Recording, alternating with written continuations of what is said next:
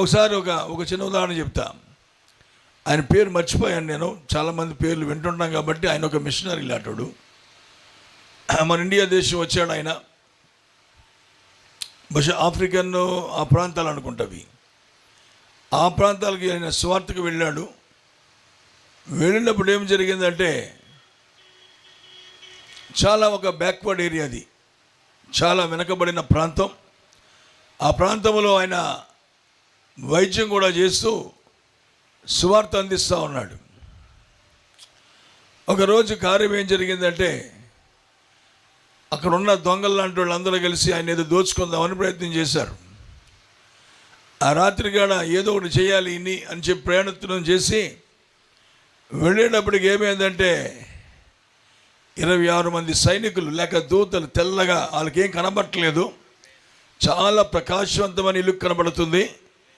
ఆ గుడారం చుట్టూ ఒక చిన్న గుడారం ఉంది. ఆ చిన్న గుడారం వేసుకొని ఆయన అందులో నిద్రపోయాడు రాత్రికి. ఆ అడవి ప్రాంతం లాంటి ప్రాంతంలో నిద్రపోతే వీళ్ళందరూ వీళ్ళు అతన్ని చంపి అతని దగ్గర ఉన్నాయని లాక్కుందామని ప్రయత్నం చేశారు. తీరా చూస్తే వాళ్ళు వచ్చేటప్పటికి పట్టపగల్ లాంటి వెలుగు కాంతి అక్కడ ఉంది. ఎవరు వెళ్ళలేదు, కానీ దూతలు చుట్టూ కాపలా కాస్తూ ఉన్నారు. హల్లెలూయా. వాళ్ళు చెప్పారు, 26 మంది సైనికులు ఉన్నారు మీ చుట్టూ, మేము వచ్చామేదో చేద్దామని, కానీ మా వల్ల కాలేదు అన్నాడు. దేవుని స్తోత్రం.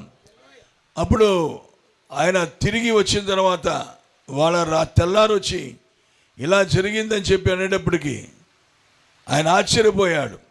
కారణం ఏంటంటే, ఆయన ఎవరైతే ఆ ప్రాంతానికి మిషనరీగా పంపించాడో ఆ సంఘం, ఆ పాస్టర్ గారికి అర్థమైందంట, ఫలానా సహోదరుడు ఆపదలో ఉన్నాడు, కనుక ఏదో ఆపద జరగబోతుంది, మనం ఆయన కోసం ప్రార్థన చేద్దామని సంఘంలో ప్రకటిస్తే కరెక్ట్గా 26 మంది వచ్చారటండి.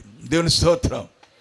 26 మంది వచ్చి 26 మంది కలిసి ప్రార్థన చేశారు, ప్రభువా నీ దాసునికి ఆపద రాకుండా కాపాడమని. కనుక ఒక్కో మనిషి లెక్క చొప్పున 26 మంది దూతలే వచ్చారు అక్కడికి. దేవుని స్తోత్రం. వచ్చి ఆ మనిషిని, ఆయనకి ఏమి జరగకుండా ఆ రాత్రి ఆ ప్రమాదాన్ని తప్పించడం జరిగింది. దేవుని స్తోత్రం కలుగును గాక. ఏం చెయ్యాలో దేవుడికి తెలుసు, కానీ అయినను దేవుడు ఏం చేస్తాడంటే, కొన్నిసార్లు నీ ప్రార్థన కోరుకుంటాడు ఆయన. కనుక దేవునికి తెలుసు కదా అని కాదు, ప్రార్థించుట మన ధర్మమైనది. It is our least responsibility to pray God. దేవుణ్ణి ప్రార్థించుట మన యొక్క బాధ్యత. ఖచ్చితంగా మనకి ఆపద వచ్చిన మన